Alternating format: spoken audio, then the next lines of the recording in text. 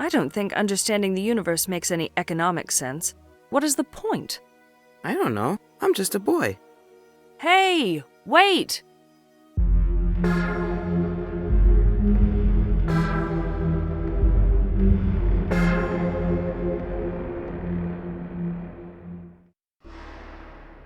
Hey, welcome to the Game Dungeon. Today we're looking at Culpa Innata.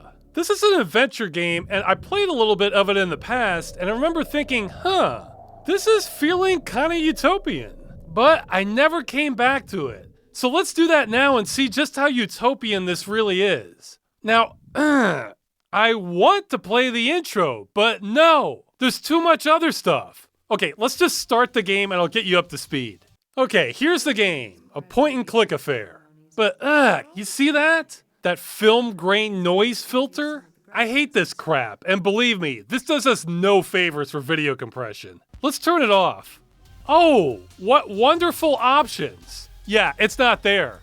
Oh, and look, a checkbox for anti-aliasing. What does that do? Nothing. It does absolutely nothing.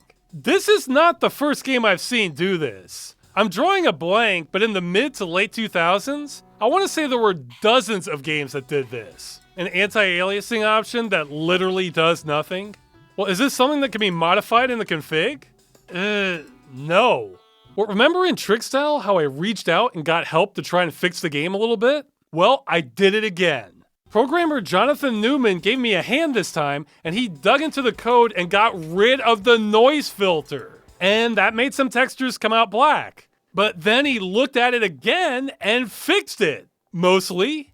And he piped it through DG Voodoo 2, so now we can bump the resolution. And he implemented some fixes so we can run the game in widescreen. Yeah! So if you're watching this, you're among the first to ever see this game without noise in your face, high resolution, and in widescreen. Seriously, I think Jonathan and I are literally the only two people to have seen the game this way before. I'll have a download for the fix in the description.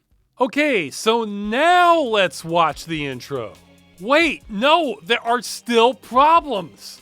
Remember in Deus Ex how we have an intro where you don't know what the hell is going on, but by the end of the game it kind of makes sense? Well, we sort of have that going on here, except... okay, we'll get to the intro later. It's better this way, trust me. Except for the second half of the intro. That part still works. So here we go. We know how hard you've worked to become one of us. We know how hard you've tried to shed your old habits, your old world views, in order to be a citizen of the new world order. All of you here have succeeded the final test of this immigration academy, because all of you here are blessed with perfectly selfish genes. What? The Red Queens, which have survived and which will continue to survive, despite ancient religions which tell us that it is the meek who shall inherit the world. No! No, not the meek, but the very best shall inherit the world. The most selfish, the most determined, the strongest shall inherit the world. That is the scientific truth. Science! Ultimate reality. The world will win, if only the very best win. Win what? This is the way of the almighty sage. This is the only way for our unions, our planet's survival. The only way! Let me warn you, however, that the danger is not over. There'll always be those altruists who will attempt to break you. Altruists? There'll always be those who will try to sneak into our glorious new world order and try to undo our system. For that, we have the rigorous security interviews. And now, we expect all of you to meet with Senior Officer Wallace, who's trained to eliminate the sickly infiltrators. Assume the position! The almighty sage! The almighty Okay, I'm starting to think maybe this isn't a utopia after all.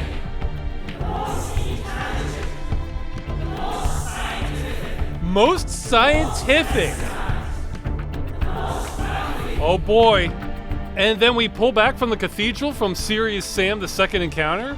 2047.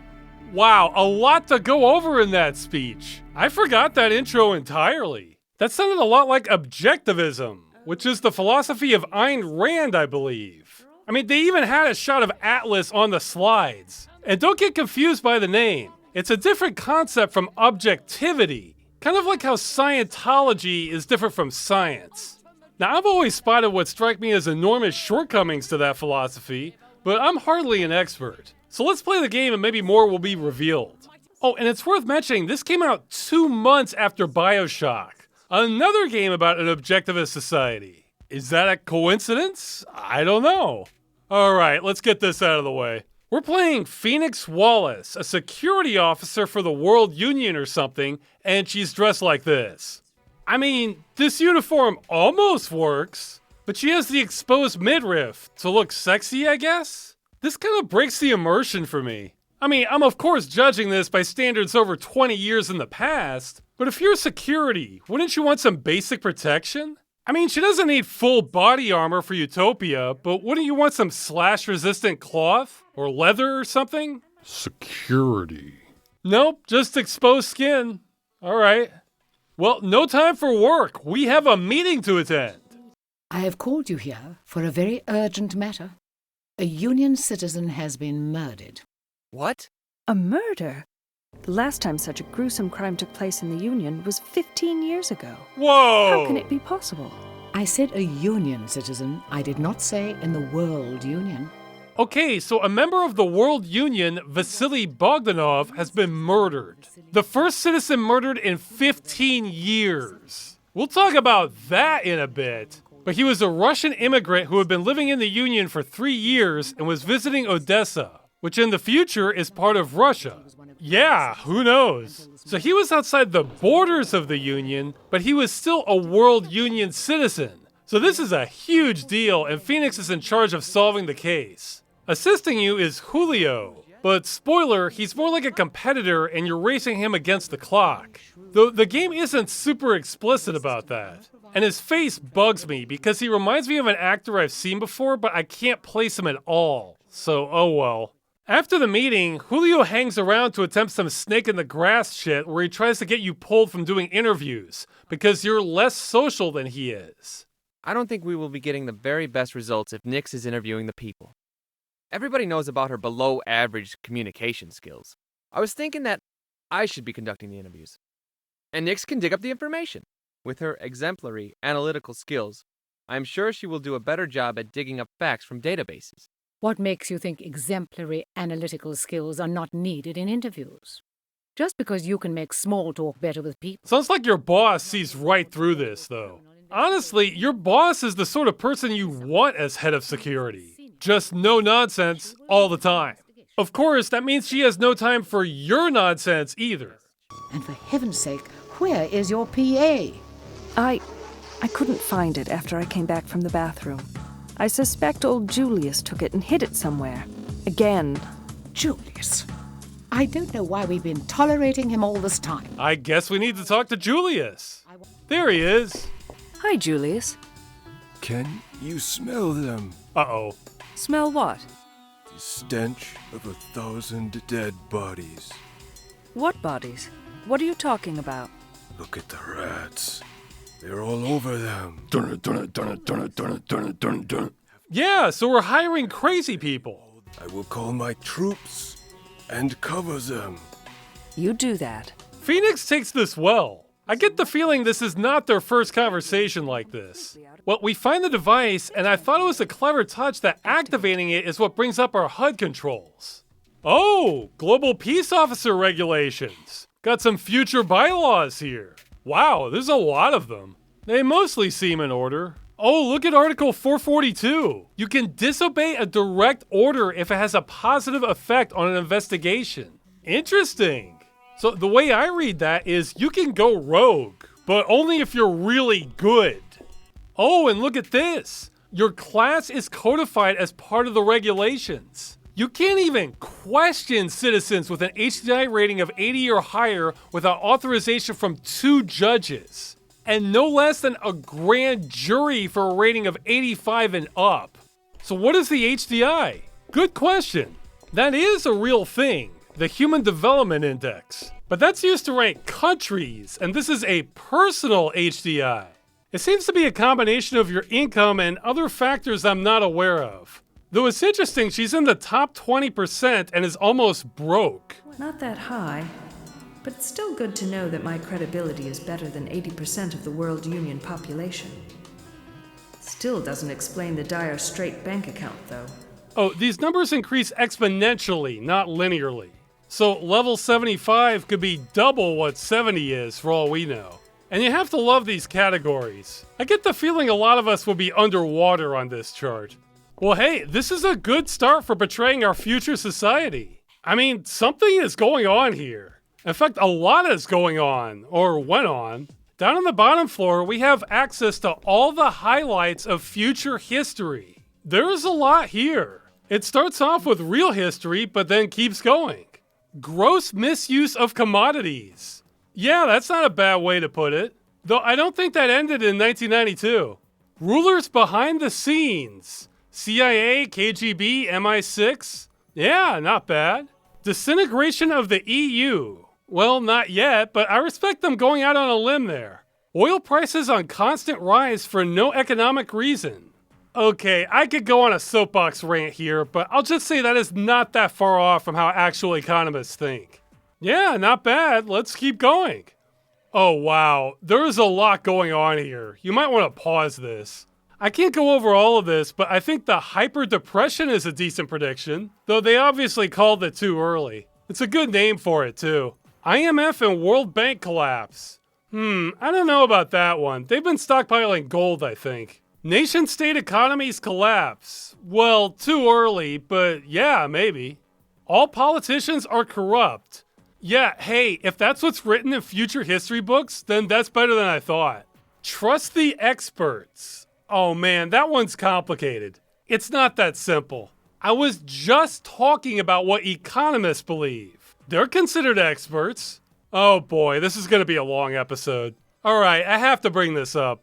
Here is my favorite quote by an economist about how we can grow our population for 7 billion years. This man was an expert, had a PhD from the University of Chicago, very influential in economics, and there's even an award named after him given out today. And my understanding is this idea of growth for 7 billion years is still kind of believed by most economists, but tweaked, with the idea being if we run out of one resource, we'll always find a substitute, and technology will innovate our way out of anything. Well, sometimes, but that just buys you time. I hope people realize this is still insane, but this is what modern economic experts are telling us. Okay, I'm getting off track. Quebec explodes. Alright, moving on. Last capital crime committed. So does that mean the death penalty was abolished? The formation of green peas. Nice. Whoa, acquisition of Siberian natural resources from Russia. But Russia's not part of the World Union in this. Wouldn't that start a war? Like a major one? Termination of all taxes. Okay, interesting. Abolition of tribal family structure and altruism. Okay, so what does that mean? Isn't tribal family when the parents and the whole village kind of raises the kids? And does that mean altruism is illegal? How is that measured? What's going on here? If we back up, Phoenix has some commentary. Nation-states of the 20th century. They all suffered from the same sickness, gluttony. They could never have enough. Yeah, but aren't people supposed to be selfish now? You should be the most selfish person possible, but not greedy? What? I'm getting mixed messages here. And it all comes full circle. 7th consecutive year with 0% unemployment. There it is. That's gotta be why we're hiring crazy people. Everybody's got a job now. You can still push a mop if you're crazy. So what if you steal blinking objects from people? And what about disabled people? Are they just not counted? Who else isn't counted? A lot of questions. Oh, and we have a map. So blue is the World Union. The striped areas sound like colonies, essentially. Oh wow, that's cold. Most of Africa is unexploitable in the future. We just pillaged everything of value. There's nothing left. Yeah, I think I was wrong. I don't think this is Utopia after all. Ooh, the final Bill of Rights. Looks like we have a lot of typos in the bronze engraving. Could use some spacing there. The fruit well-being of the society. Well, it starts off okay, though under Article 6, I do not have the right to harm the system by unprofitable commitments. Okay, no joke, this is actually a real thing now, and it's not utopian. Investor-state dispute settlements, where corporations can sue countries if their laws make things unprofitable for them. So hey, if your laws say that corporations can't dump toxins into the water and disposing of them properly is expensive and costs companies more money, then those companies can potentially sue the government over that. Okay, I'm simplifying it, but maybe not. There's a big article on it here worth reading if you're interested. I am impressed that Article 9 doesn't say we have the right to the pursuit of happiness. It just straight up says happiness will be provided for you by the New World Order. That's bold. Respect the confidence. And I'm confused. Does Article 10 say you have the right to have your mind wiped? Or is it saying you will have your mind wiped and you have the right to have additional mind wipes whenever you want? I'm a little lost on that one. Well, I was right. There is indeed something going on in this society. I'm intrigued. And not just because we're in a security cathedral. Oh, and you probably noticed already, but there is some pop-in on the edges since the game wasn't designed for widescreen. If you don't like it, too bad. You can put blinders on the side of your screen if it bugs you too much. So let's start our investigation, and oop, we have a creeper. Yep, just creeping around. Here's a pro tip to all creepers out there. If you're already dressed like a gardener, which this guy is, if you just carry around a bucket or something and walk casually, nobody will notice you. I mean, come on, you walk like this, you're asking to be stopped. Though maybe that's what he wants. This could be some exhibitionist thing. Or maybe he actually is the gardener and he's crazy too. If you want a 0% unemployment rate, you're gonna need to hire a lot of crazy people. I like how this guy runs. It's not very efficient, but you probably burn more calories that way. Oops, looks like Phoenix fell for the old phasing through solid matter trick. Yeah, I don't know what's happening. He ran through a metal fence, you didn't. That was weird. The gate's locked too. You have to solve a puzzle to unlock it. And he left a CD in the graveyard. Or maybe he was already there. Boy, so many questions. We've barely left the building, and this game already has more intrigue than the entire plotline of many other games. I have to give this a high hookability score. And I didn't even show you everything in the intro. Look at that glorious widescreen. It's the entry to the perfect metro system of Adrianopolis. It's so perfect that car sales in the city are at a halt. I'm sure this must have pissed off so many car manufacturers. Maybe in Europe. In the US, I think car sales won't stop until oil is no longer a public resource. And even then, they'll try to extend it with electric ones, until we have a collapse or resource wars. But that's just my guess. Perfect transportation does get a Utopia point.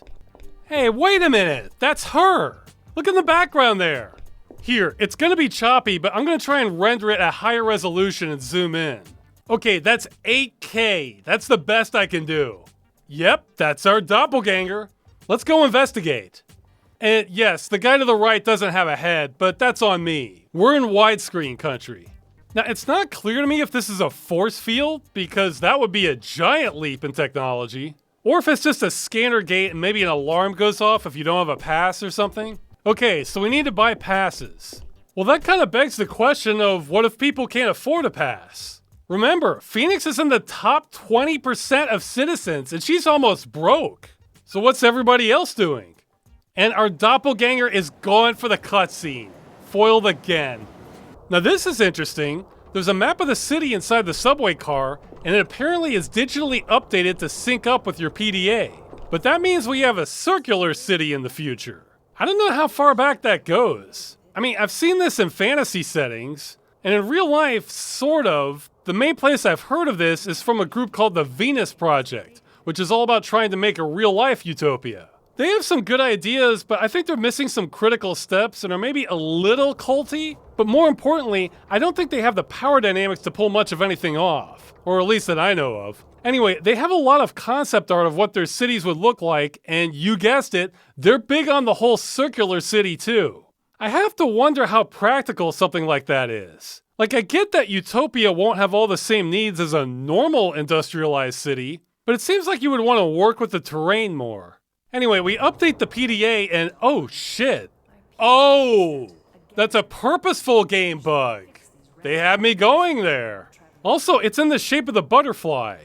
You know, like the menu of the game, or the opening logo, or that CD we found in the graveyard. Butterflies. Everything's butterflies. Well, enough dilly-dallying. Let's go check out the apartment of the murder victim. Whoa. Greetings. This is the home of Vasily Bogdanov. How may I help you? Jesus. I'm not sure I'm on board with the holographic talking head being our door greeter. Especially when it's a reflective metal texture and looks kind of like an old man while it talks in a monotone woman's voice. I don't think I would get used to this. Well, it's an interesting apartment. Oh, what a beautiful thing. It must be very valuable. That thing? Yes, clearly it belongs in the Louvre. Ah, a clue! The Thing Store! I like their logo. What a strange set of dolls. Never seen anything like them before. Never, huh? It's worth pointing out in the game this city is close to the Russian border. And the bedroom! Clearly, Bogdanov was a man of culture. What's this? Well, it sure looks like a self-help scam or a pyramid scheme literature. Are you afraid that you're not greedy enough and unable to take that first step? I'll sit on this for now, but I'm skeptical if a society that's encouraging greed at every turn is going to lead to good results.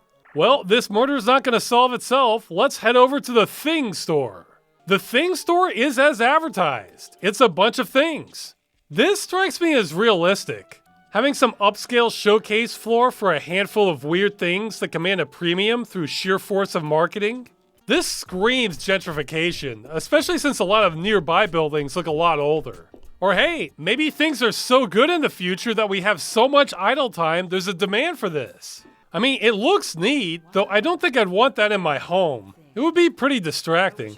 Though I could be the odd man out here, as I'm someone who doesn't have RGB lights all over my system, and that seems to put me in the minority these days.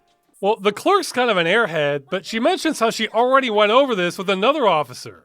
Except there was no other officer. Somebody's impersonating a security officer. This case is heating up. She gives an eyewitness description and you have to piece together who it is. The part I find notable is as soon as she says that's the guy, you hit a button and we get a 3D rendering of him. You know, honestly, I could see cops doing this. They might be doing this right now for all I know. Just get some dodgy testimony, then bam, we have a photorealistic rendering of the suspect, even if the details are wrong. I mean, a drawing leaves room for interpretation the way a rendering doesn't. Yeah, this isn't a bad guess of future police work. GPSN regulations prohibit us from taking too much time of our citizens during investigations. They are busy people. We are limited to 1 visit per day for official business. Oh, that's not cool. Though I think this is less about the rules and more about the gameplay. They want to give an excuse for you to come back each day rather than grill them all at once. Because what would you prefer? The police questioning you for an hour or so, then you're done? Or them visiting you every day with new questions for a week or two? Well, we searched through Bogdanov's office. Phoenix is in disbelief he only has an HDI of 70. The injustice. Then we find out about his personal lawyer, then go see him. Wow, okay. This is what a law firm looks like in the future, huh? Probably not, but I respect the effort. Yeah, the architecture in this game varies. Some of it looks okay, some have old buildings that stand out kind of badly, and a lot of more modern buildings have this half posh, half Pee-wee's Playhouse look. Oh, a big shot! But wait, according to the handbook, I can't even question this guy without 2 judges signing off on it. Maybe that's just for involuntary questioning. Well, he looks the part. Damn. Look at those eyes. You wouldn't want this guy to be your dad. He kind of feels like a real lawyer, actually. Out of the few lawyers I've met, I've noticed some of them possess a level of calm that seems unobtainable to me. And yet, somehow, I'm still glad I'm not a lawyer. Oh, what a beautiful work of art. I wonder how it can move like that. Probably magnets. Well, he does give us some leads, but whoop! We're being called back into Central to conduct an immigration interview. Yeah, it's not enough that we're solving a murder case. We need to screen applicants to the World Union also. I feel like they should hire someone else specifically for that. But that's the future for you. This guy starts giving me a subtle attitude almost immediately. Okay, whatever. Let's get on with it then. We'll go exactly as fast as I say we do. I'm the senior security officer. Can you please tell me about your childhood? You sound like a Freudian psychiatrist. I thought his ideas in psychology were long gone. Yeah, what is this attitude and reasoning? Just because Freud had a lot of wacky ideas, that doesn't mean your childhood development doesn't have a big impact on your psychological profile. And this guy's a doctor.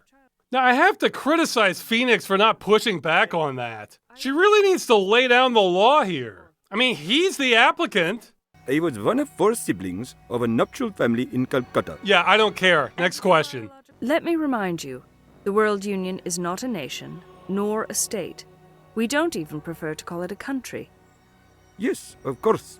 It is a free trade area with no governing bodies. Exactly. What? So there's no government? Well, what the hell is this then? A global security organization determining who gets in or not? That sounds like government to me. The questions just keep coming in this game. I wonder how it is possible. Absence of capital crimes. Yes. Do you know how it is achieved? That's a good question. It probably has to do with our impeccable education system, I suppose. I don't believe it can be that easy. I don't either. What is your opinion then? I don't know. None of the instructors in the academy had a satisfying answer for me either. Yeah, what the hell is going on? Okay, I wasn't sure earlier, but it really sounds like this is the first murder in 15 years in the World Union. I don't see how that's possible. Okay, we've already seen signs this probably isn't Utopia. But even if it was, I don't think you would eliminate murder. Some of you may remember a few years back, this guy pulled a shotgun on one of his sons at Thanksgiving and shot him because of an argument over football. Now that wasn't murder. The son pulled through, his dad only got him in the arm and the leg, but it easily could have been. So what I'm saying is Thanksgiving exists. Football exists. So of course people are going to try to kill each other. Now what Utopia can do is bring down the murder rate drastically. So even in Utopia, football-related murders might not drop any. But say, armed robbery murders could be dropped tenfold. Practically eliminated if things were set up right.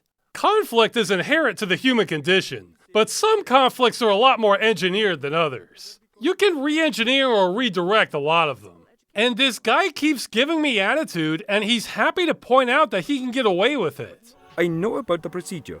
Even if you dislike me, you cannot make me fail. Because the computer determines my score based on my response and reactions. My, aren't we cocky? Yeah. So it's all up to the computer. The only sway the officer has is what questions to ask him.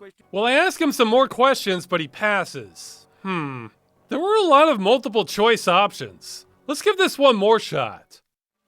I was told that you took part in a riot. Yes, I did. The most shameful experience of my life. Did you kill anyone? Yes. Whoa! What? Did you enjoy it? Enjoy? What are you talking about? I asked you if you enjoyed killing someone. No, of course I did not. You are lying. Wrong answer, buddy. How can I be lying? I took an oath to save lives, not to destroy. But you did destroy a life, and I believe you enjoyed it. And what if I did? Uh-oh! Did you enjoy killing someone? Yes. It had a certain texture to it. I cannot deny it. It's similar to having sex. Oh, we've got a live one! How can you... When you experience real sex, there is no turning back. Any other type of encounter is null. I feel like murder is like that too. Please continue! When you acquire the taste of killing someone, there is no turning back. I don't think you can really ever understand what I am talking about, because you are not intelligent enough. Yeah, keep talking. Now you're making my job easy. Well, that went a little differently the second time around.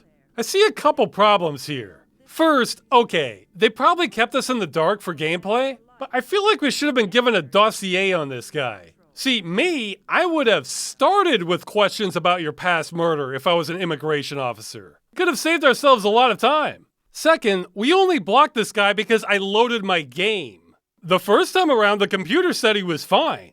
I think there might be trouble in paradise if this is how fallible the entry process is. Now, I have some more thoughts on this, but let's keep moving for now. Wait, what are we doing? Oh, that's right, we're solving a murder.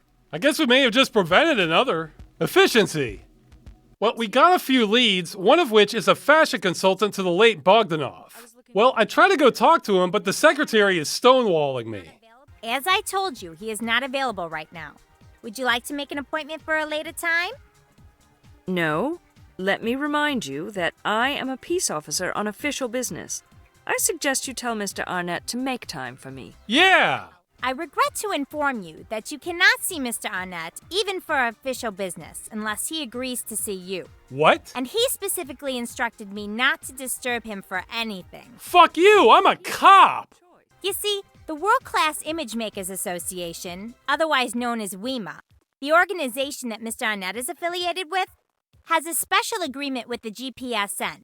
According to this agreement, a GPSN officer cannot insist on meeting a senior member of WEMA. If you insist on seeing Mr. Arnett, I'm going to have to report you to WEMA, and they will directly deal with your immediate supervisor at the GPSN.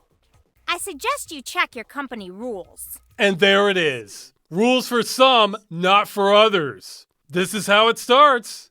This is kind of the problem with pretty much every civilization.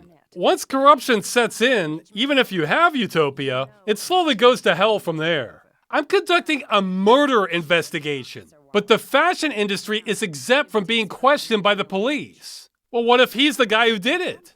I mean, probably not, but once you have that precedent, then the sky's the limit for corruption down the road. It's not like this is a jurisdiction thing either. There's no literal fashion police conducting their own separate investigation. The industry's just above the law. Well, she makes an appointment for us instead. 4 weeks from now. Yeah, that's helpful. The next lead is a psychologist. Oop, let's check her HDI. Pretty high, though she's no lawyer. Oh, nice! The definition of a psychologically healthy person. There's so much in this game like this. Okay, I don't have time to get into this, but as a quick experiment, let's psychoanalyze your boss under these criteria. Emotionally stable. Yeah, I guess so. An extrovert. It didn't seem that way. Conscientious. Yes. Agreeable. No. She doesn't give a damn if you like her or not.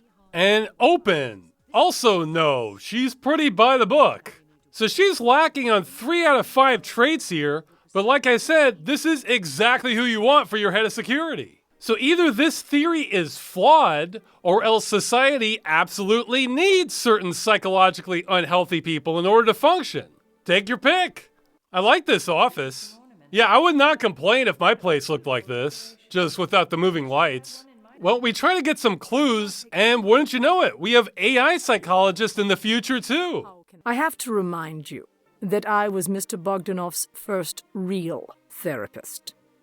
All his previous ones were computer-controlled wizard programs. Well, she gives us a lead that Bogdanov had a second girlfriend teaching at the daycare center. Though having multiple partners like this is normal in this society, apparently. I'd be surprised if it's any more stable than now, though. After all, we can't all be John McAfee. So onto the daycare center it is. Well, nobody's here except the kid acting as the clerk. Hi, cutie yourself. I'm a respectable 5th grader, and you need to address me appropriately, or else I'll report you for discrimination. The kid's an insufferable brat. Not only does she threaten to report you for discrimination, but she also says she may report you for assault on a minor, essentially. Are you threatening me? I most certainly am not. I think you are. And let me remind you that there are severe consequences for those who threaten a minor. She seems to be a budding narcissist, too. I sense a certain discomfort and annoyance in your voice. I think you are one of those people who are inclined to behave neurotically. Our teachers warn us about interacting with people like you. Yeah, a kid with discipline issues this maladjusted at her age doesn't reflect well in this society. Yeah, it's unclear to me how parenting works in this society. Do parents raise their kids? Or is everyone raised by the state? Phoenix grew up in a place like this, but she was an orphan. Do parents still raise kids? Or does everyone go to the orphanage now? A lot of questions. Well, she won't cooperate at all, so let's try giving her candy. And I'm not sure if this is an outside copyrighted image or not. I feel like I've seen this candy dispenser's face before. Same for that bird in the background. Here, try this. I think you'll enjoy it. Hey, this isn't kiwi flavored. Forget it. If it's not kiwi flavored, I don't want it. Oh, so she's a connoisseur. And wouldn't you know it, the dispenser doesn't have the flavor she wants. But what if we just coat the candy in green Play-Doh? Yeah, I have zero reservations about feeding Play-Doh to this kid. Yeah, here you go. All right, that got her to cooperate. Time to talk to the teacher. Oh, great, she doesn't know he's dead, so we have to break the news. Yeah, this isn't going anywhere.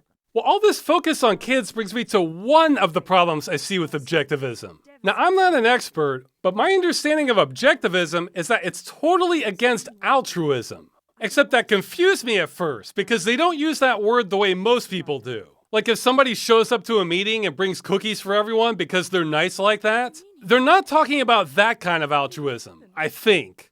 They're talking about utter self-sacrifice of the individual for another, or living your life for others, not you. Like that scene in Star Trek II where Spock sacrifices himself to save the ship. I think objectivists would be firmly against Spock's actions here and call them immoral. Logic clearly dictates that the needs of the many outweigh the needs of the few. In the movie, there was no other way to save the crew, so instead of sacrificing himself to save hundreds of people, objectivists would probably endorse Spock getting in a shuttlecraft, fleeing the ship, and let it blow up while everyone else dies. I think this is why objectivism has never been the most popular philosophy out there. Anyway, enough of 2285, back to 2047. The concept of altruism, where you're living for the good of someone else over your own self, well, isn't that a core concept of raising kids? Isn't raising a kid by definition putting the needs of someone else over your own wants? It sounds like objectivism is really trying to swim upstream against how humanity works here. So yeah, I'm not sure how Culpa Innata is squaring that circle. And I'm unclear here, but if this earlier history means parents don't raise kids, and they all go to the child center, yeah, good luck taking newborns away from all mothers. That sounds stable. So yeah, I'm not sure how Culpa Innata is squaring that circle. Oh, and you may have noticed this already, but I think there's only one, maybe two footstep sounds in this game. So in this center for children with soft carpeting everywhere, Yep.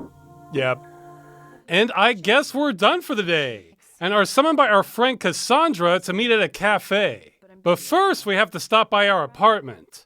Now, while it is pretty exotic looking, and I like some of her styling decisions, this is not overly lavish for her being in the top 20%. This isn't even a one-bedroom, this is a studio apartment. I've had some about this size. Oh, and look at that! Society financially incentivizes you to have ads in your home, but it only pays off if you're social. I wish I had more company at my house. Then I could make more money from those ads I display. Yeah, no thank you. She also has a pneumatic chute specifically for shopping delivery. And apparently anyone can be a juror from your home if you pay for access. The new company rules of Amnesty International enable any union citizen to become a part of the jury in any court case they choose, provided that they pay the appropriate fee. Yeah, seems like some conflict of interest there. The city is engineered in such a way that every house has a view of the pyramid. Ah, okay, so maybe that's why we have the circular cities. And in case you're wondering, the pyramid is just a giant shopping plaza. I mean, it looks neat, but it's nothing beyond that. The box cover has some big claw-thing silhouette inside it. I'll give bonus points if there's going to be some giant mutant boss battle at the end of the game. I can't go out in a uniform. It would be so politically incorrect. Alright, we need to change our clothes. Yeah, we have a wide array of outfits to choose from before going out, and the widescreen hack does cause the mouse cursor to spaz out here, but it still works. And yeah, like I know anything about women's clothes. I picked this one since it sort of looks like something they might wear on some random colony in Star Trek. There's Cassandra. And all you do is gossip. Seriously, that's it. And there is a lot of gossip. This happens throughout the game. I haven't tallied it, but I estimate there are hours of this. Most of the conversation is uneventful and involves you just recapping your day and checking in with her. Now, spending a lot of time watching two women gossip is not what I signed on for, but I have to admit, this makes the game feel more real. This started making the society feel more realistic to me somehow. I can't even explain it. The conversations are believable enough. It mostly comes out to how Cassandra is kind of shallow, sleeps around, and encourages Phoenix to do the same. She's also more than a little xenophobic. You probably caught some nasty sickness from one of those immigrants down at your office. That stinky immigrant was seeing Roger Arnett? Since when do immigrants know anything about art? I can't even imagine being touched by an immigrant. These immigrants are so easily impressed. I guess it has to do with their lack of sophistication. She must be a little wacky if she was interested in a stinky immigrant. Seriously, I lost count of how many times she does this. Another stinky immigrant? Is he also as repulsive? Stinky immigrants can only get so far with the money they bring or make. All right, I'll stop. We do discuss the spoiled girl from earlier, though. Cassandra seems to like her. So maybe that girl wasn't a fluke of the system, but the desired citizen. Yikes. Yeah, this society is going to collapse within a generation or two, if so. She'll tear it apart from the inside like some sort of termite. Let's talk about the gameplay. It's your standard adventure game fare, except Culpa Innata has a twist that is almost something good, but is not. After the first day, the game opens up more and more, and you're given free reign to choose which location you want to visit, and in which order as you discover them. This isn't the first adventure game to do that. I don't know which is, though Gabriel Knight is one that comes to mind. It's not bad. You can return to places, figure out if you missed something. If anything, Culpa Innata is even more non-linear than that. However, unlike Gabriel Knight, Culpa Innata is on a timer. Yes, a timer in a point-and-click adventure game. And it's a subjective timer. Every locale you go to, you're updated as to the time and day when you enter. And the way it works is weird, but I think I figured it out. If you're just standing around and do nothing, then time stops moving. So a little like Superhot, except not. If you interact with something or talk to anyone, time moves a little bit. If you travel on the map, time moves a lot. In fact, it moves so much, if you have the option, you should always walk manually. So if there's a location in the plaza here and I can just walk to it instead of taking the map, that may save me 20 or 30 minutes of game time. Now, why does this matter? Well, 2 reasons. You usually can't visit more than 3 locations a day until Phoenix calls it quits and goes home. Then your whole day is burned. Unless you optimize, in which case sometimes you can visit more than 3 locations. So this actively limits how much you can progress in the game unless you know exactly what to do. And the second reason is this actually affects the ending. The sooner you solve the case, the better the ending you'll get. Oh, good. I mean, the impulse in adventure games, especially a mystery like this one, is to get all the details you can at every location. Except that's costing you valuable game minutes, so it penalizes that. This is crap design. Who is playing a game like this to rush? I think this is the only point-and-click adventure game I've played that's designed for speedrunning. Anyway, now that the game has opened up, our leads lead to more leads. We also revisit our leads, of course, because we can't talk too much per day. And the lawyer said something interesting this time. I want to know why the Thing Stores Corporation now has ownership of Mr. Bogdanov's shares. Article 6 can be interpreted as the shares of a minority shareholder of a company can be purchased back by the company at its book value in the event of death. The company was, in a way, leasing the franchise to Mr. Bogdanov? From a contract point of view, no. Because Mr. Bogdanov actually owned those shares. But in practical terms, you can compare it to a lease. So if you're a shareholder and you die, the company can take back your shares. Now, my first thought is that this would bolster corporate power, but might help break up dynasties, since your heirs wouldn't be able to inherit your stock shares. But wait, he said minority holders. I think this might not affect average people too much, but would widen the gap between the top 10% and the top 0.1%. Maybe. Well, our first new lead takes us to Pierre DeVille. Phoenix is in shock at how messy his apartment is. Now, I was going to say this isn't that bad, and Phoenix is a neat freak, because listen to her discuss looking at the workbench. What a mess. I prefer not to touch this mess unless I have to. Yeah, come on, that looks like a normal crafting bench to me. But he does have pizza on the floor and food smeared on the wall. So, yeah, that's not great. I mean, I'm assuming it's food. And you can see why Phoenix is good at security. She has the eyes for it. You're qualified to work in security with eyes like that. Well, Pierre's a good old boy that was Bogdanov's business partner and was one of the designers for the Thing store. Things like the things here and things like the things at the Thing store. What? Oh, yeah, I forgot to mention. Apparently the names of the designers at the store are a trade secret. I heard that the identities of the designers are not disclosed to the public. Not even to many company officials. And these designers are considered a trade secret. Huh, I think that would notably shift power away from artists towards the company. Pierre probably signed an NDA, but he's talking to the police, so it's fine. Well, he doesn't waste any opportunities to hit on Phoenix. I am here strictly on an official capacity, and I need your cooperation. You got it, honey. I'll cooperate and play your game. Are you gonna handcuff me? Handcuff? You? First of all, we don't use barbaric methods like handcuffing anymore. And secondly... Handcuffs are barbaric in the future, huh? So does that mean security uses those net guns? I know I've brought them up before, but I think it's a solid idea. Well, he's surprised about Bogdanov dying, and that hurts his business operations. We also ask about his gun collection. I don't know, I'm having trouble believing there are 0 murders in the World Union if guns are freely available like this. I don't respect any pain-inflicting device. They're all a part of our barbaric past, and I don't understand what people admire about them. Yeah, okay, Mom.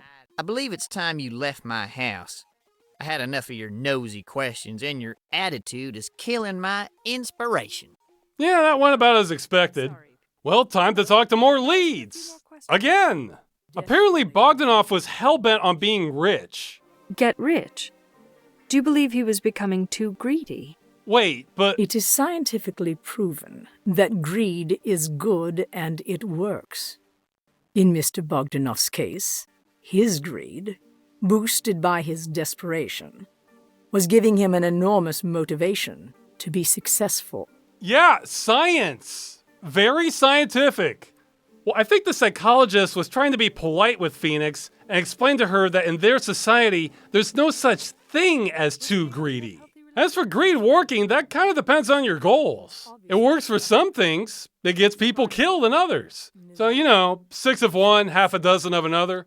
On the way out, there are multiple signs around the plaza advertising NGOs. Okay, I'm getting confused again. First off, they said they don't have government. So the name non-government organization is kind of redundant. But that could be a holdover. Second, aren't NGOs non-profit? Wouldn't that go against the greed is good mentality this place is running on?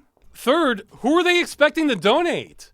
Wouldn't hoarding your money be more selfish than donating it? We have a lot of contradictions here. Also, from my research, the society seems to be veering from objectivism a bit. You're still allowed to be generous and donate to causes if you're an objectivist if you want to, but only if you want to, I think?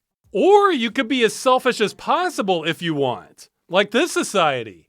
And objectivism seems to naturally dovetail into that since altruism is the enemy and everything needs to tie back to the self. So you don't have to be a selfish prick as an objectivist, or at least not all the way, but that can help and seems to be incentivized is how I understand it.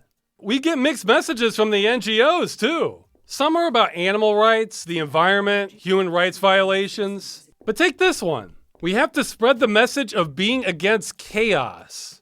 This isn't a Warhammer game, so that one sounds like a grift. Give money to us so we tell people rioting is bad? Healthy genes rule the universe. So is this an NGO for eugenics? I don't know. Some of them have hidden codes you can enter in, then things will happen. How can turbulence coexist with stability? By definition, they can only exist in each other's absence. What kind of a sick joke is this? Yeah, it's sick. Sick and wrong. Truth is never linear. How can that be possible? 2 and 2 make 4. How about that for a linear truth? Aha! She's got you there. Nope, time to talk to Cassandra again. It's 95% gossip about your day and relationships, though a couple parts stood out to me. Anyhow, she told me you can buy just about anything in Russia if you have enough money. What's so special about that? We can buy anything here, too. I said anything. Even the illegal stuff. What, like cigarettes and alcohol? Yes. Whoa, so cigarettes and alcohol are illegal in the World Union? Good luck enforcing that one. But guns are legal, like Pierre's collection on his wall. I'm pretty sure those weren't replicas. I'm not sure what the logic would be there. But it's not even clear if that's the case, since earlier Cassandra didn't even know what a gun was. Well, the man was murdered with a firearm. What is a firearm? Some kind of stick on fire? No, my dear. A firearm is a weapon that was used almost a century ago. A century! Yeah, that would be 1947. Even if all guns were banned today, or better yet, banned in 2007 when the game came out, I'm pretty sure everyone would still know what they were decades later. Why would they have a line like this? Well, we have to cut our chat short to follow some more leads, this time at night at a club Bogdanov frequented. Phoenix expresses interest in the doorman and comments how she can barely keep her hands off him. Let's see, can we get a closer look at Prince Charming here? Looks like a typical bouncer to me. If Phoenix likes guys who look like that, honestly, she can pick and choose. Well, one thing I found interesting at the club is the bartender is unionized, and it's the same union for gigolos. You mean you're in the same guild with the male prostitutes? Yes, I am. I don't mind. Because the PSP is good at providing training for my professional development and protecting my rights. You know what? Having some weird legacy connection like that in an organization that was set up a long time ago, I find believable. Lots of institutions have weird holdover traditions like that. And I don't know about believable, but I should mention the game is certainly trying to make the fashion look like it's in the future. Like this guy has a loud 60s sci-fi show uniform shirt on. The cafe patrons, when you talk to Cassandra, have a lot going on too. Like this androgynous person, at first I thought was wearing a sports bra with a pot leaf bib, but now I think it's just green tie-dye. And this is kind of a red ribbon wrap. It might have been inspired by Sean Connery in Zardoz. Cassandra herself is at one point wearing this color of green I really don't like, going for this kind of tacky cowgirl look. But it kind of makes her look like a puppet, like she belongs on the Howdy Doody show. I don't know. I still can't get over Phoenix's midriff uniform, because it's just her wearing that. The chief isn't wearing that. Other people working at the cathedral aren't wearing that. Julio isn't. I mean, is this her choice, or only female officers at her rank? Like, you know that show UFO, where the submarine crew are all wearing fishnet uniforms? Well, that's in the future, 1980. But both the men and the women are wearing that. I guess it's the sexy Navy. Though that show may not be the best example, since it wasn't clear to me if all the moon-based women are required to have matching purple hair, or if that's just the fashion of the time. Well, it's a new day, and time for another interview. This one is easier. She's not a psycho, but she comes across like a spoiled rich girl, coasting off her looks to get what she wants. What is your vision of the World Union? It's simply the best place to be. I love the fashion there. It changes so rapidly. I can simply spend my entire time shopping. Can we say you live scientifically? Of course. Scientifically? Scientific rules are the fundamentals of human life and development, and I really like my life. What career are you planning to pursue in the Union? I'm not sure. I'm very good at spending money. Maybe you can have a career in retail, as a buyer. I would need to go to school for that, right? Boring. And once again, the first time around she gets approved, but Phoenix has nagging doubts. And once again, if I ask different questions, she gets cornered. I think you're going to spend the money you bring in, and then become a liability to our system. No, I won't, I promise. You're lying. No, I'm not lying. You need to face the truth. Nobody can fool these computers, and we always base our decisions on scientific findings in the World Union. What does your findings say about me? That you are lying about work, and you have no propensity for it at all. Oh, no. So it seems like in this society, it's not enough to just be selfish as possible, but you need to work really hard too. This gives me two thoughts. First, unlike Dr. Psycho from last time, this is a common archetype for some women. Like if you had a room full of 30 women, I bet at least one of them will be a little like her in the interview. Now, while I understand Phoenix rejecting her from being admitted to the union, what about everybody born there?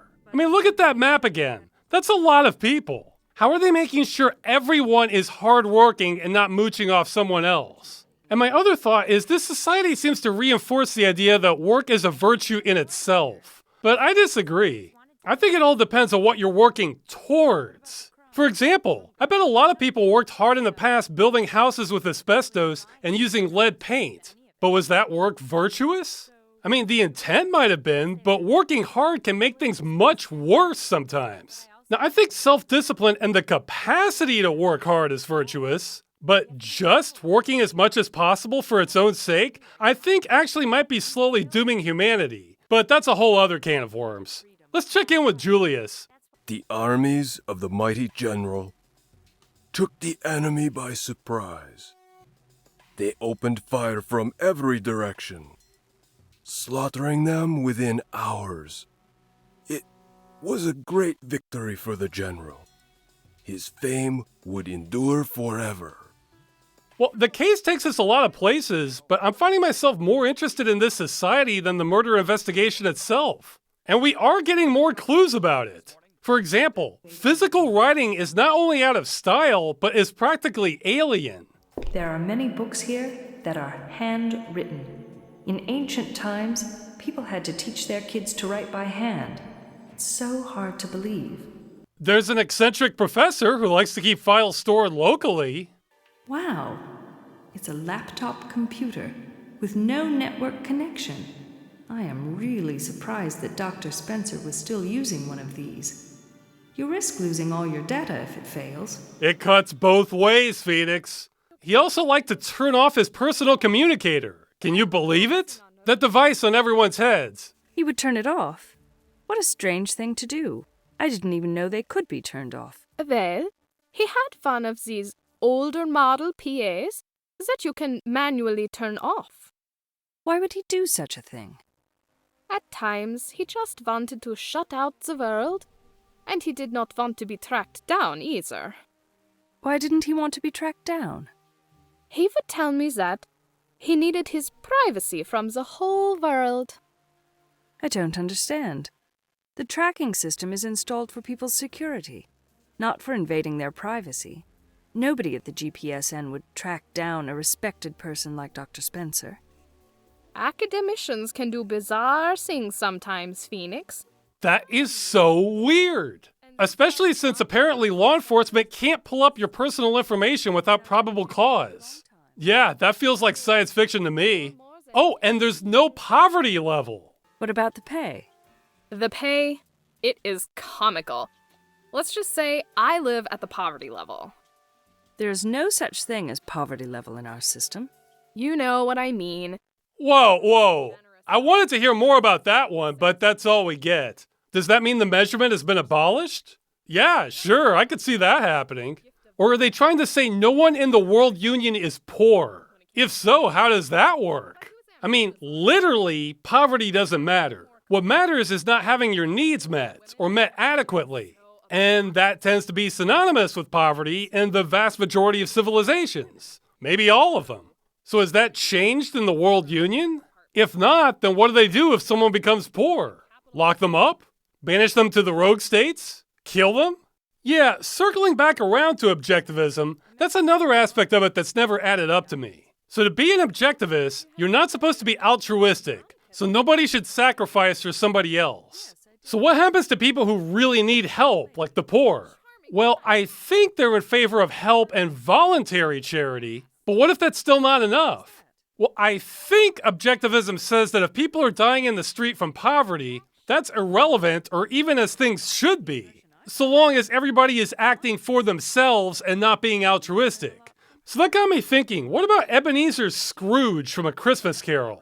On Christmas Eve, he says he's fine with poor people dying in the street. He's rich, but he's underpaying and overworking his employee Bob Cratchit, and Cratchit's son, Tiny Tim, is going to die because Bob's so underpaid he can't afford the treatment. Now, I think Objectivists would say this is all okay morally for Scrooge, because none of that is his responsibility. But wait a minute, Scrooge seems kind of miserable himself. Uh-oh, that's not okay under Objectivism. Now it's become immoral. Now, of course, in the story, Scrooge solves all this by being kind to others, which makes him joyous. So I think Objectivists would mostly approve Scrooge's transformation and call it moral, as long as he still preserved his selfishness and didn't become too altruistic with helping people. Like take Gordon Gekko from Wall Street, where he screws people over financially, has no regrets, enjoys his prestige, enjoys his job, enjoys his money, enjoys his life, really. Except for breaking the law and getting caught, I think Objectivists would say he's acting morally. But Scrooge wasn't breaking the law. He had nothing to worry about. So if Scrooge had been more like Gekko and been partying and having a great time making money while people were dying around him, and none of that bothered him, see, that's the important part, then I think that would also be moral behavior under Objectivism. So I think Objectivism is saying letting poor people die in the street and doing nothing to help them is moral behavior, as long as that doesn't bother you personally. I mean, that's how I'm understanding it. Feel free to double check my philosophy homework here. Anyway, back to the game. I think what happens to the poor in the World Union reveals a lot about it. And the game is awfully quiet about that. And our investigation brings us to the military. Wait. So are we still saying there's no government in the World Union? Are they a military for hire then? How does that work? Well, the investigation of Bogdanov is connecting to a mysterious military death also. But here is another example of why I do not like this gameplay. You chat with one of the officers for a while, but when you get to this screen, if you ask for more info on the officer, she'll be helpful and refer you to an officer who knew him better, and you can advance your investigation. If you ask for details of his death, it leads to them snapping at each other. Both of them now hate each other. Bitch. And the trail goes completely cold. How are you supposed to suspect that from the questioning? Now, it doesn't really matter, because if you get blocked, then when you talk to Cassandra later that day, just by coincidence, she slept with the officer in question. So she gives you the lead to put you back on the trail. But that loss of time all impacts the ending. And it wasn't a clear decision point to me at all. There are too many moments in the game like this. Well, back in the military itself, a couple things jumped out. One is the motivational recruitment poster here. Okay, so is this for the World Union Marine Corps?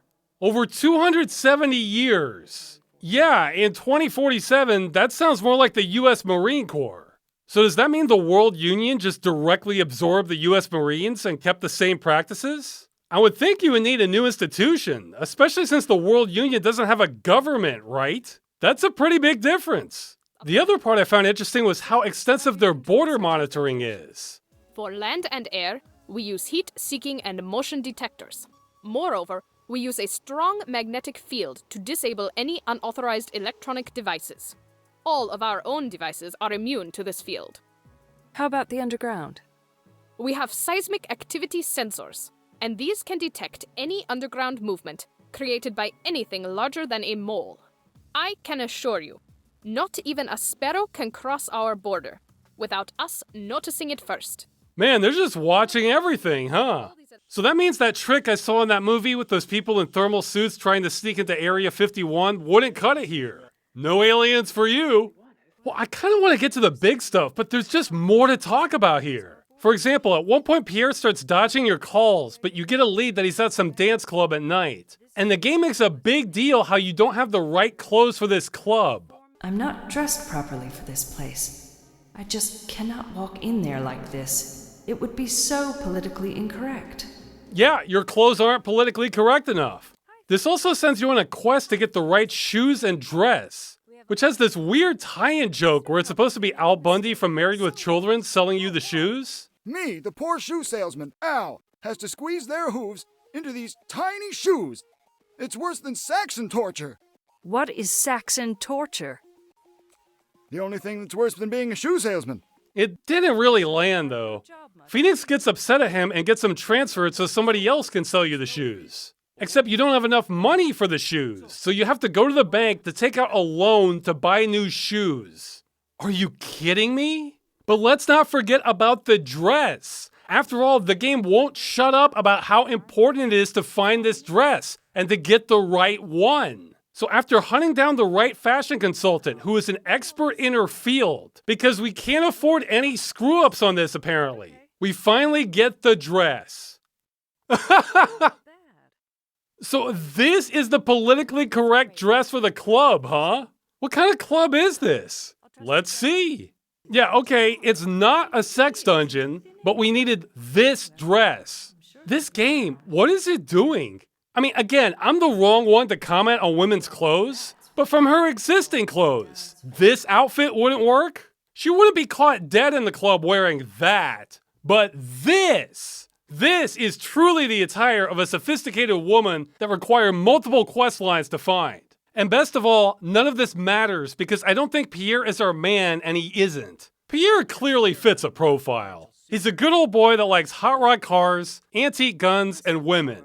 And I think he would like drinking if it wasn't outlawed in the Union. This guy knows what he wants in life, and it's relatively simple. He just isn't giving me criminal mastermind vibes. And I read in a walkthrough there's actually a sub-quest, which I completely skipped, where you can get a search warrant on him, and from what I read, the police find nothing and actually have to pay him compensation for all the trouble. So I just saved the police a bunch of money by not pursuing him. And remember, time on the case. But back at the first club, there's been a lot of build-up talking about an exotic dancer, Mata Hari.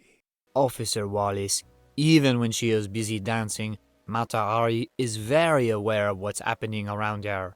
She knows that every man in the establishment is drooling over her. Seriously, the game just won't shut up about how amazing she is. Her poster was on Bogdanov's wall. You talk about her with Cassandra. The bartender says how everyone in the club is obsessed with her. And you guessed it, eventually we're treated to a show that cuts off an interview with a suspect mid-conversation. We then get a 3-minute dance sequence.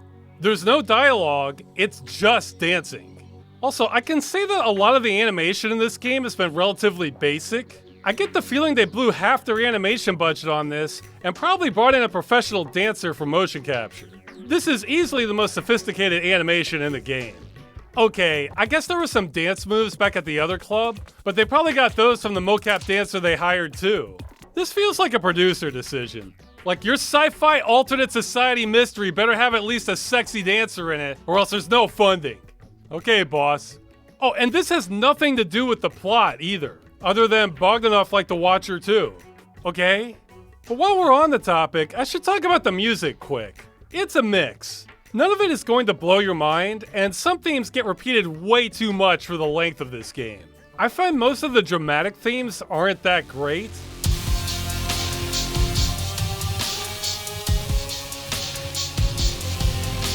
But the more chill themes are not bad for a futuristic society.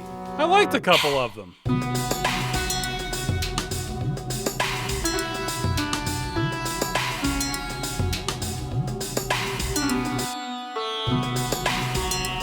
Yeah, that makes me want to get work done in the future.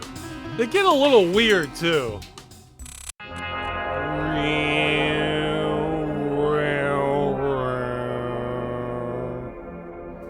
Overall, there's some redeeming value here, is the best way to describe it.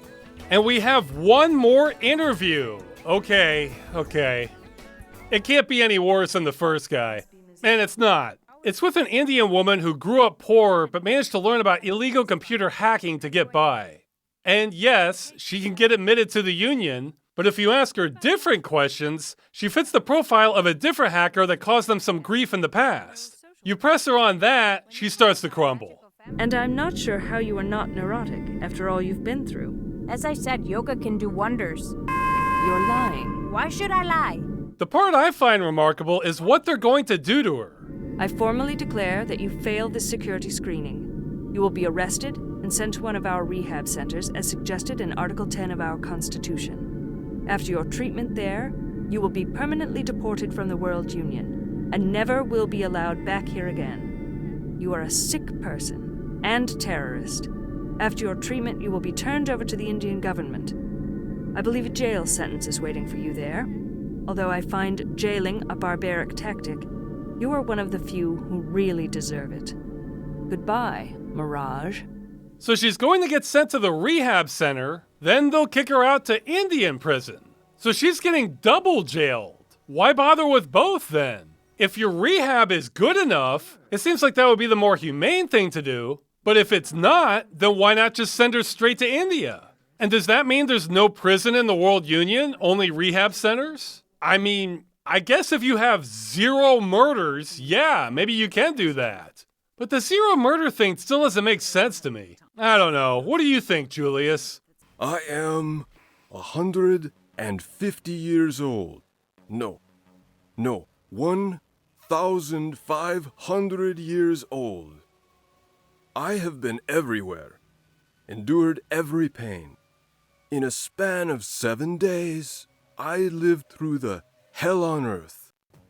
I have seen Siamese twins choking each other, packs of cannibalistic humanoid animals hunting.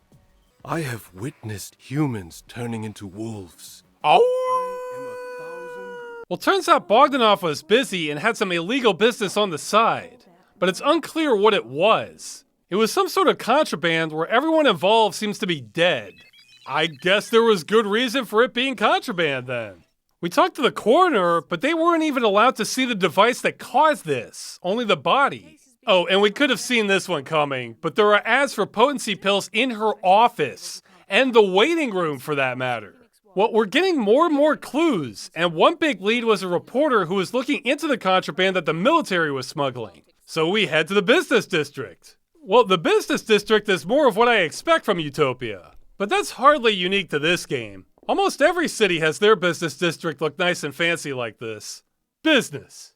I do like this art gallery here. A lot of scenes in this game I think are kind of ugly, but then they'll do cool stuff like this. Well, the reporter's pretty chill. We get to rapping with him, and he has footage of the crash site that was carrying the contraband. Yeah, that's gonna help. And their disbelief of writing something by hand comes up again. And Captain Perez's service number was written on what appears to be a customer list. You said written, right? Handwritten? That's correct. Hard to understand why some people get stuck with ancient traditions and never let go. Who knows? You know, the right solar flare can knock out most of your fancy electronics. How come there was no news in your channel about it? Well, GPSN made an official request. They cited national security reasons and asked us not to publish it. And you instantly backed down? GPSN is a colossal company, Phoenix. You know, you work for them. When they make such a request from a regional holovision channel like us, it's very hard to turn them down. Are you worried that you may never get information from them again? You are a clever one, Phoenix. Yeah, that's pretty much how it works for major news outlets these days, huh? That's a pretty good take for 2007. Oh, and wouldn't you know it, the fashion consultant has a cancellation, and there's an opening for us to finally question him. His assistant even offers a free makeover to experiment on our face while we wait. But before we go in, believe it or not, we haven't even touched on the best stuff yet. If you have any inclination to play this game, you should stop here because it's just going to be one reveal after another. Alright, so after the assistant zombifies us, we finally meet the fashion consultant. Whoa, 83! This is the highest one so far. He checks off a lot of stereotypes for working in the fashion industry. Well, they all call me Arnie around here. You might as well do the same, sweetie pie. If this was a fantasy game, he would be a high elf for sure. Well, in the first visit, we just get some basic information on Bogdanov. But of course, this being the game it is, we have another visit. The next day, the assistant screws up our face again, and we chat with him some more. Most of it is about the case, but he also lets on how much he knows. Do you think Mr. Bogdanov was happy in the Union? He pretended to be happy, but deep down he was miserably unhappy. And do you think I'm a happy person? Do you want me to be direct with you? By all means. I think you are professionally disillusioned, and personally, you are very lonely, just like everybody else. What? What disillusion are you talking about? I mentioned this before. You think you are protecting the system and helping its people, but you're not. What do you mean? You're not ready for this yet. Phoenix can't handle the truth and gets upset, so he asks her to leave. But that's interesting. This fashion consultant sounds like he sees straight through the society for what it is, but he's playing the game anyway. He seems to get how shallow everything is, but so far he's the only one seeing that. Well, the third visit is the best of all. Though this time Phoenix doesn't let the assistant give her a makeover. Here the truth bombs start falling. Phoenix asks if Bogdanov contributed to any NGOs, and the fashion consultant says he didn't and was dismayed by this, because apparently it's a faux pas to not do that if you want to inhabit the upper levels of society. Interesting. It gets even better when he straight up gets pissed at Phoenix for giving him party lines. And, of course, you also mentioned to him that it was part of his debt to society, right? Oh, goodness gracious. Where do you get these philosophical lines? Those are for college kids. You cannot expect a man at VB's stage in life to fall for such ridiculous ideas. Are you saying that some people don't feel they have a debt to the Union? Exactly. And why is that? What makes them so different or special? You have to understand we are talking about older and very affluent people. As you climb up the ladders in a society, you start feeling more and more like an owner. An owner of the society? Society, company, system, you name it. I am not saying this is how these affluent people think. This is how they feel. To an owner of the society, a debt to the society has no meaning. And I talk to these people along these lines in order to reach them. From what I understand, you're questioning some of the basic foundations of our system. The founders of our system believe in the importance of our services. That is why we have a special deal with the GPSN. Are you saying you are immune to such offenses? Let's just say we do not break the law, and we are needed for system's well-being. Wow, this fashion consultant just peeled back a layer of societal reality. So he knows the talking points Phoenix was raised on are bullshit, and it kind of makes sense because if this is an objectivist society, it does make sense to see contributing to NGOs as a payment of debt for everything the society has given you. But that's a subjective interpretation. One person may think they owe society a lot, but another may think they owe society nothing. And if the culture is to be as selfish as possible, well, it seems like that would encourage a lot of people to skew in the direction of thinking they don't owe society anything. But better yet, the fashion consultant says part of his job is to make sure the idea of contributing to NGOs stays in vogue in the upper echelons of society.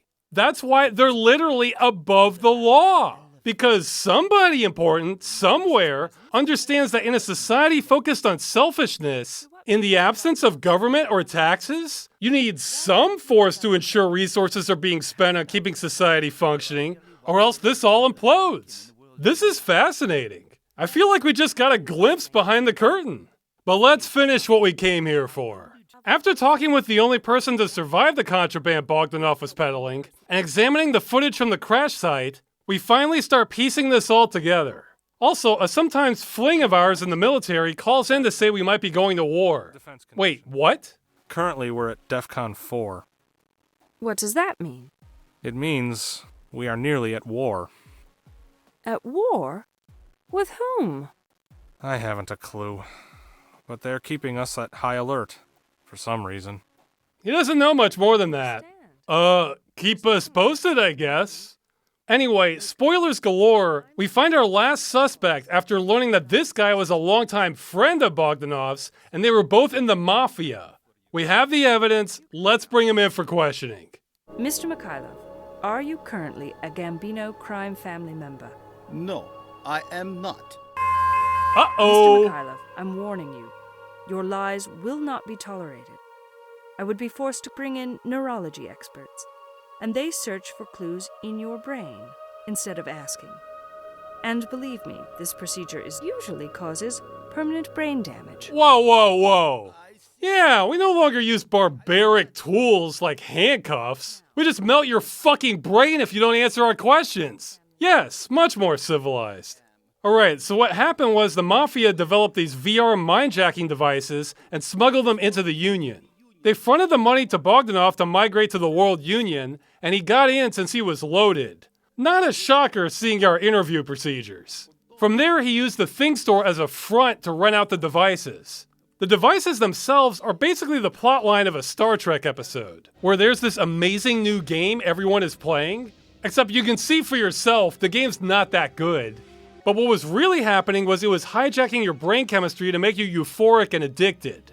It's the exact same thing in Culpa Innata, just with more sex involved. This allowed Bogdanov to charge his clients for all they were worth to keep using the device. He was bringing in truckloads of money, but then he got the bright idea of, hey, now that I'm protected by the World Union, how about if I betray the Mafia and just keep all the money for myself instead of giving them their cut?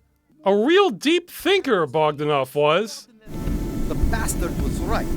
He was out of our reach. It is impossible for us to do anything violent within the World Union.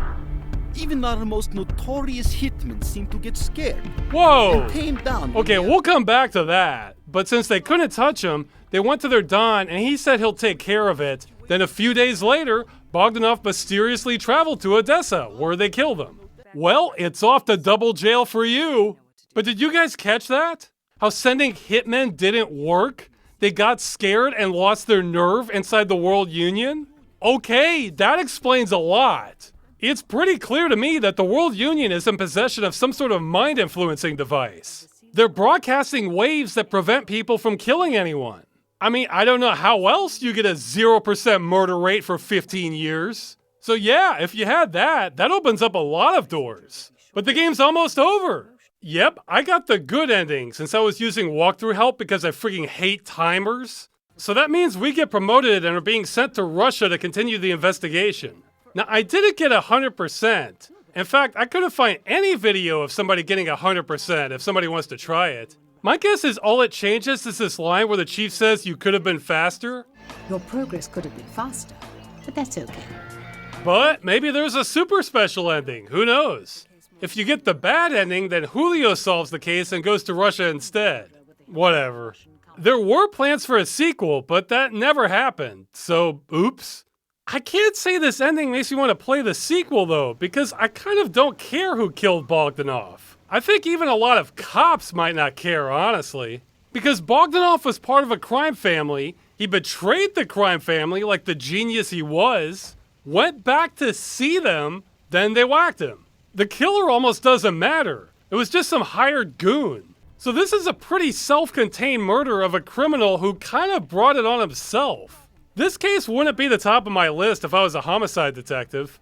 Though I guess they kind of have to make it that way for a 0% murder rate society. Either way, the idea of spending a whole sequel investigating some common thug where we already know everything that happened except for his name doesn't sound like an exciting time. Now, there are a lot of questions left. Like, how did the Don get Bogdanov to come to Odessa? He probably knows a guy who runs the mind-influencing device or something. So that's Culpa Innata. But wait a minute. There are more questions. Like, what's with the butterflies? Or that face-shifting gardener? Or us going to war? Well, we're going beyond the end of the game this time. Oh boy. So you can play, I'd say 98% of the main story and almost beat the game without encountering what's next. All those butterfly signs you keep getting? Well, if you piece them together in forensics to find more butterflies, they eventually show a map that lines up with the subway system. Huh. And if we head into the subway tunnels, we find a puzzle wall. Then if we open that up, oh look! It's the police officer impersonator! And it's the hacker we sent to double jail! What's going on? Uh-oh, he's sicking the butterflies on us. Should have seen that coming. So we levitate into the air, wah, and wake up at our apartment. I'm going to report this. The chief agrees we should do something and arranges to have a tactical raid on the subway. Awesome. But whoops, the big cheese himself walks in. This is Mr. Hamilton. I actually have no idea what he does other than he's in charge. I'm not sure if he's in charge of security or the whole city or what. But this is kind of like the mayor or the governor showing up to your meeting. He speaks too quietly and calls off the raid. Those people down there are GPSN contractors, doing very important work for our security. They work under my personal supervision and do not report to anyone else. Okay, so he's sanctioning them doing clandestine butterfly activity, even if that screws with our investigation. Yeah, no. Let's go back there again. Now everybody's gone, and I have to give bonus points for a 4:3 aspect ratio game, including widescreen monitors. Or even ultra-wide in this case. We keep going, head underground. Is that a Boy Scout? No, just similar colors. Where are we, anyhow? We're in the land of renovators. Don't you know? Renovators? Renovators? What, like Vanilla Ice? My name is Rob. You may know me as Vanilla Ice. I renovate houses. Let's see how far out we can get it. Whoa, whoa, whoa! Whoa! Well, he runs off, we follow through some tunnels, find a computer with a war game spoof. There's more stuff here, we'll get to that in a minute. Then someone else tells us we shouldn't be here. This is a restricted area. Yeah, well, I'm a cop. Can you tell me what renovators do? Nobody told you yet. No. In that case, I can't help you either. Why not? Because it seems that you are not ready for such knowledge yet. Yeah, that doesn't feel culty at all. Here's the sick bay. What's a renovator? Can you tell me what renovators do? I'm afraid I cannot, Phoenix. Only Grandmasters have the right to disclose that information to those who are not renovators. Guess we need to find ourselves a Grandmaster. Well, she gives us directions to something. Take a left when you get out of here, then a right, another right, left, then second left, and second right. You'll find it straight ahead. Yep. That takes us to what? A decommissioned missile silo? Everything looks rusted out and abandoned. Oh, and I should mention there's a puzzle here that's impossible to solve with widescreen on because you can't reach the controls. You have to disable it just for this part. The price of widescreen is sometimes high. And the place isn't completely abandoned. We head into the cafeteria and spot the creeper from earlier. And you guessed it, he runs off into solid matter again, this time a cave. So is he a ghost? Or what? Well, we stumble into the Star Chamber, and I guess this is our Grandmaster coming to say hi. We are all renovators here. Word to your mother. Our purpose is to help humanity choose a path. A path? I don't understand. He's a mix of dropping some obvious truths about the World Union and also sounding kind of culty. Because we are taught how to think and what to think, which means we can also be taught what not to think. I don't understand. Phoenix does not understand. I don't understand. Yeah. We don't really get any plot reveals here. All he does is erase our memory, then we wake up in some bombed out mine. And this is the real end of the game. No answers. I mean, we solve some puzzles, then fall down an elevator shaft, then wake up back in our apartment again. But this is the end of the interesting part of the plot. Oh wait, no! The intro! Yes, now that we've beaten the entire game and seen everything, yes, now let's look at the intro. 2052, huh? Yeah, and there it is. The society ended in 5 years. This was all future history. Wait, Encyclopedia Galactica? Isn't that from Hitchhiker's Guide to the Galaxy? Magnificent, isn't it? It's hydrogen fusion. That's what creates our heat and our light. See what will happen 1,000 years from now. It's 3000 AD. Hydrogen is almost all gone. Used up much faster than we originally had anticipated. Yet the sun's even hotter and brighter. That's because it's a different kind of burning. Fusion burning helium. Now see the Earth's atmosphere heating up. Water and air disappearing into space. Our beautiful blue planet dies with the sun. Fear not, child. There's a good chance that we'll refuel the sun with hydrogen. All we have to do is build a pipeline. A cosmic wormhole. What? From Alpha Centauri to the sun. Oh, okay. But I have to leave now. There's a meeting, you know, up there. You take over. Will you, love?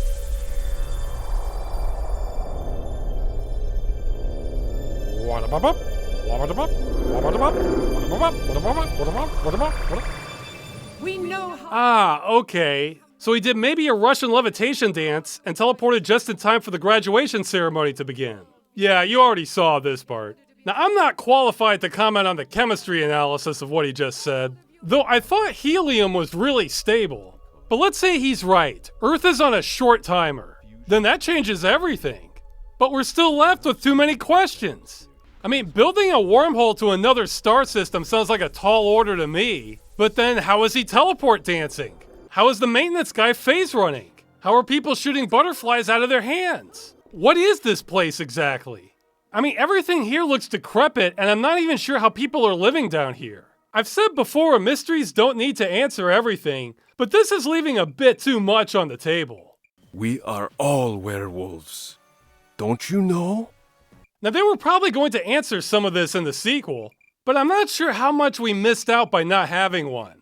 Since if it was like this game, 90% of it might have been devoted to naming some thug, which again, I don't care about. And we probably would have only gotten another small taste of the good stuff here. You know, in some genres, you can beat the crap out of one thug in a few seconds, then that's it. It's done. The investigation's over. But what's more remarkable here is I think the social dynamic they've created. At the bottom level, this is a murder investigation. But above that is a painting of this completely alternate society, which I find fascinating by itself. But above that is running the world order to make sure society doesn't collapse. And then above that is a master plan to save humanity and the rest of the world from extinction. I love this sort of thing. The path of discovery to a bigger and bigger picture that turns all of your previous assumptions upside down. Moreover, that puts the Objectivist society in perspective. Because when it comes to priorities, everything else takes a back seat to saving humanity from extinction. So maybe this society is unstable and the people at the top know that, but they just need something to placate the masses and keep nosy cops like you off their back so they can get their real work done to summon the wormhole. Or maybe not even placate the masses, but just distract them. It could be societal collapse is all part of the plan because they couldn't figure out something more stable. As long as they have their underground society summoning the wormhole, that's what really matters in the end. This is aspirational writing. I think there are a few long epic fantasies that have layers of discovery like this, but it's rare to see this in a contemporary or sci-fi setting. The last game I remember doing this was the original Deus Ex. Really, both Deus Ex and especially Culpa Innata are kind of sloppy about this, but I haven't run into another game that attempts to pull this off on this level since. Though to be fair, I am behind on games at the moment. I can't say Culpa Innata is a particularly good game, but it was aspiring towards something to blow your mind more than most games I've seen, and I think that quality is really underrated. Awards! Oh boy, there's so many I could do. Idiot Savant Game. This game is brilliant when it's not pretty stupid, and it's like there's nothing in between. But even when it's stupid, it's interesting, so it wins either way. Best Objectivist Society. Okay, this one is kind of loaded since I think there's not much competition. BioShock is the only one I'm aware of in games, and it was already collapsed by the time you start. Now, I'm guessing Objectivists would say this game is being unfair, and they may have a point, but then I'm not sure what an Objectivist society would look like. I mean, even in Atlas Shrugged, their society was small, isolated, and only made up of people who agree with each other. You have to aim bigger than that, and Culpa Innata, tried to. Post-law game. Post-law is my favorite internet term. It refers to when somebody says something ludicrous online and you can't tell if they're making a joke or if they're being dead serious. I had that feeling constantly playing this game. Gossip Queen. Okay, I'm sure there are even bigger offenders on this front, but probably none that I'll ever play. This is easily the most gossip I've had to experience in any game I've played. I hope to not beat this record. And finally, fashion rules the world. I was not expecting the fashion consultant twist. I'd love to see more fashion designers saving the world behind the scenes, either in games or reality. That's the episode. This was a long one, but man, it earned it. Oh, based on the novel. I'll have to follow up on that. All right, see ya.